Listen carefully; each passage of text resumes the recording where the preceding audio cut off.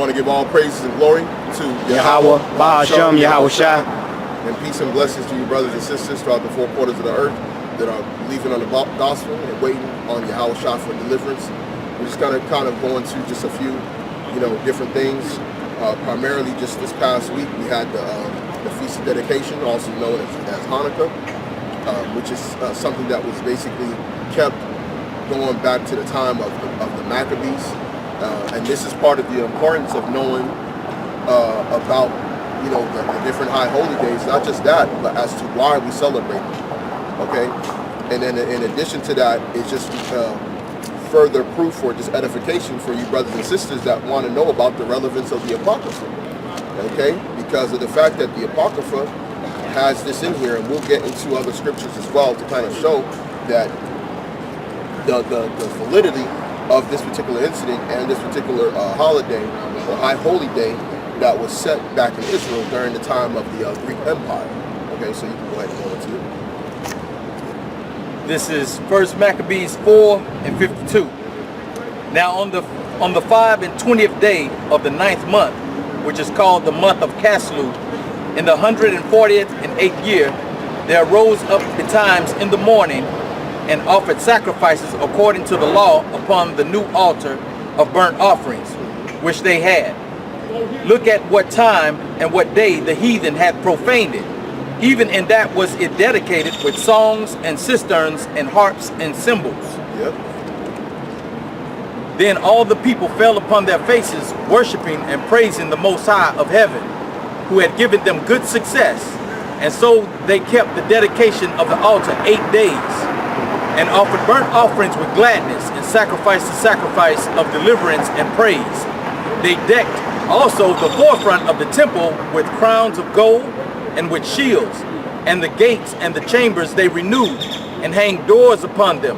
Thus was their very great gladness among the people, for that the reproach of the heathen was put away. Yep.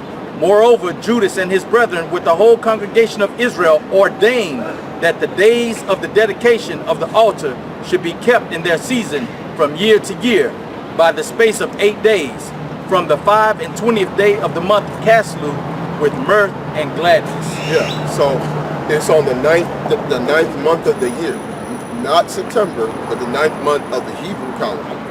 Okay, and then it starts on the 25th day. Now, it says that it was a sacrifice of deliverance. Okay, so because why? They were delivered out of the hands of the Greeks during that time. It's very short, but for you brothers and sisters, we recommend that you just read the first 4 chapters of the book of Maccabees. If you just read the first 4 chapters, you understand why they did this. Because of what was happening during the time of Antiochus Epiphanes. Yep. Came in, and that guy, that was actually prophecy that he was going to do. That there was a man that was going to be a wicked root that was going to spring up. But that's in the book of Daniel. We're not going to get that, but that he was going to actually do this.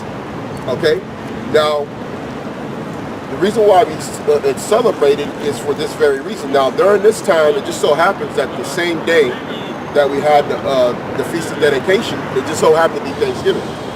Okay, so we'll get a little bit into that. But why don't you go ahead and give me John 10 and 22? Okay, because a lot of people say that the Apocrypha is not real, it's non-canon. You got to understand that the people that took out these books out of this Bible are people that are not Israel. They took it out so that way you wouldn't know who you are, you wouldn't know the understanding of who the Greeks were talking about in the scriptures. Because when you go into the book of Maccabees, it was made unlawful for a man that was a Jew to call himself a Jew. He had to call himself a Greek.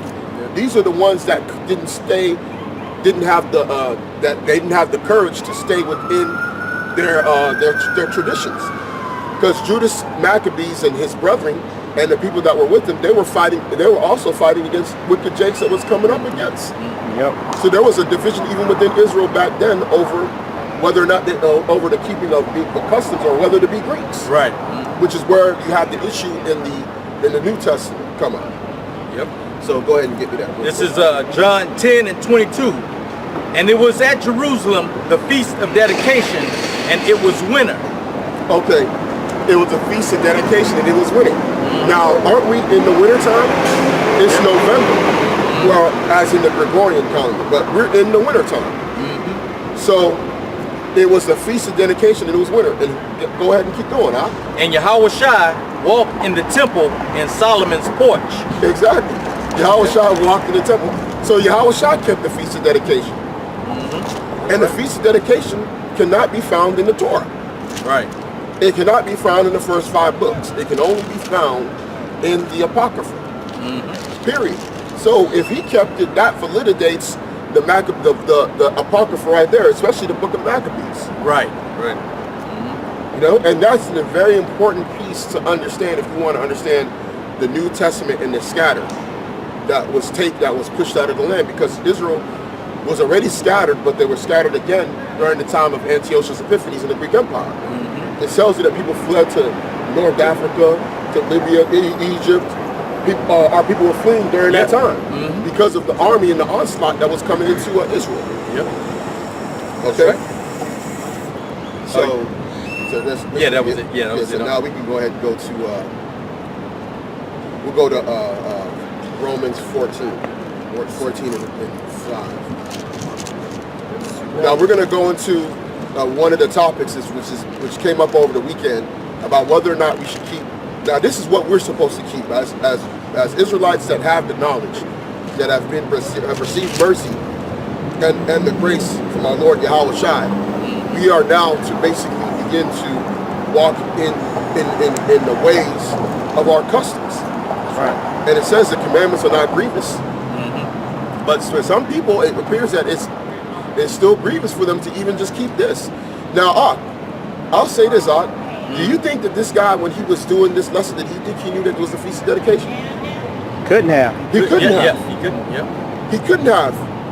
He couldn't have, Yep. because one, his elders didn't go over it. Right. Right. Now, this brother, before the Feast of Dedication came, he was the one that made sure and brought it up to us that the Feast of Dedication was upon us, right? Yeah, that's right. You get what I'm saying? So within our group, within our small sanctuary, Yeah, right. we already had knowledge that it was coming up and that it was to be kept. Okay? So this shows you what's going on, man, and that the fact that someone would spend 2 lessons defending keeping Thanksgiving and didn't do a lesson defending keeping the Feast of Dedication. You see, brothers and sisters, man, Right. don't think that we've been doing this about trying to correct our brothers, all right, that are in error, that we're carnal. Okay? Because when you see things like this happen, you understand why there's need for correction. Right. Okay? So go ahead and go into that. This is Romans 14 and 5. One man esteemeth one day above another. Another esteemeth every day alike. Let every man be fully persuaded in his own mind. Now, people will use this to justify them not keeping high holy days. Right. Now, this is talking about whether or not, because when you go into when Paul was doing his ministry, and the Gentiles, the ones that was not keeping the law, were waking up, the first thing they didn't tell them to do was keep the high holy days, because you got to let grace, you got to allow the grace, your liberty, and the grace that you have to lead you towards keeping more and more of the customs. Yeah. No one just gets into this thing and then first day one, they're automatically keeping the customs. Yeah. You know what I'm saying? People still, they still might not be, fully persuaded in their mind. Now, for those that are, and those that know better, now you should do better. That's right. You get what I'm saying? That's right. So people using this to justify doing what they want on whatever day, which you do have liberty to fast if you want. Right. On any day. You don't have to just fast on the day of atonement. You get what I'm saying? But you shouldn't be telling brothers that it's a feast. Right. Right? Because now you're causing a man to sin. That's not talking about that. You get what I'm saying? It's so is there more on that? Yeah. Verse 6. He that regardeth the day, regarded it unto the Lord. Yeah. And he that regardeth not the day to the Lord, he doth not regard it. Okay, that's good. That's That's good. And with this, that could be whether it's your own personal preference to do something or not. Now, if you got a younger brother, that's why a lot of times Paul will come with examples. Yeah. You got a younger brother in the faith, right? He just got into the faith. He might not keep the Feast of Dedication. Right. Because he might not understand it yet, or you get what I'm saying, he might not have been edified on it yet. now once he's edified on it and he believes in it, now he has the obligation to a certain degree to now keep it as unto the Lord, if it so pleases him.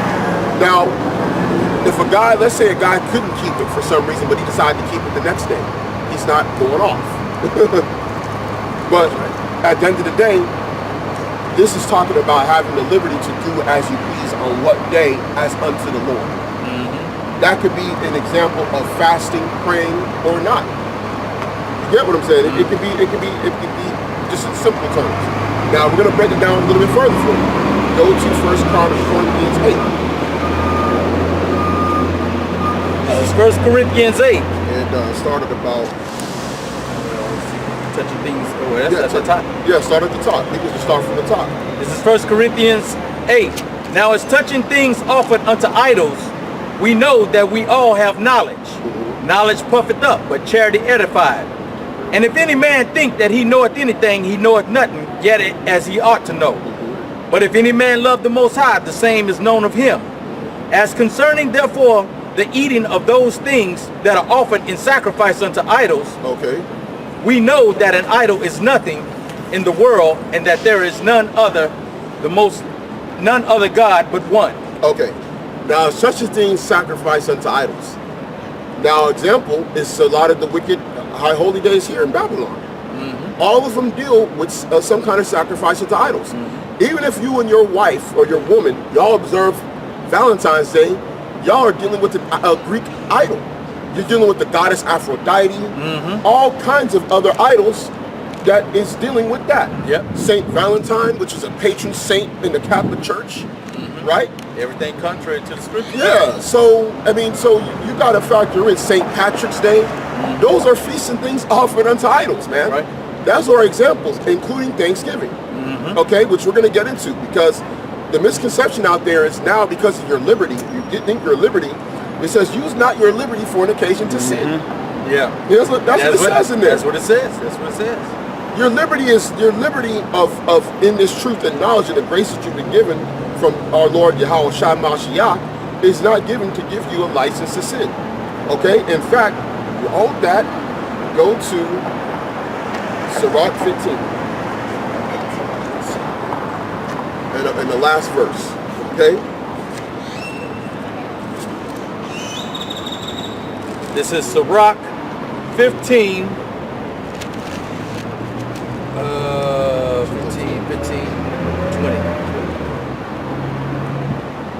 15, this is Sirach 15 and 20.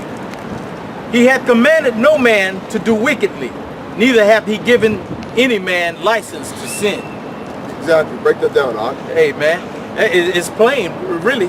I mean, he hasn't given any man the freedom to go out there and just do whatever he wants to do. Exactly. You know, Christmas, Thanksgiving, whatever holiday it is, these are all sins, man. So Exactly. you don't have liberty to do those things. Yeah, don't let no man do that, man. Don't let no man beguile you of that, man. That's Because right. see, if a man's telling you it's okay for you to keep Thanksgiving, and we're gonna go into the scenarios of all these things so brothers and sisters can have an understanding, because we are in this world. Yep. We are in Babylon, man, the mother of harlots. That's right. That's right. So we're talking about all kinds of stuff that's going on over here. Because guys that get simple and say, well, look, don't they do this or this? Don't they, if you go to Starbucks, don't they got the goddess on the cup? Yeah. You get where I'm coming from. They're simple, and that's how they make you. That's where it tells you in the scriptures, it says, be not hardened by the deceitfulness of sin. Yeah. You got men that are trying to harden your heart by the deceitfulness of sin, saying that everything is sinful. So everything is defiled. So technically, if you're doing this, you're technically going off. Huh? Not understanding the spirit Right. of the law and righteousness. Right? So go ahead and go back to that. This is 1 Corinthians 8 at verse 5. For though there be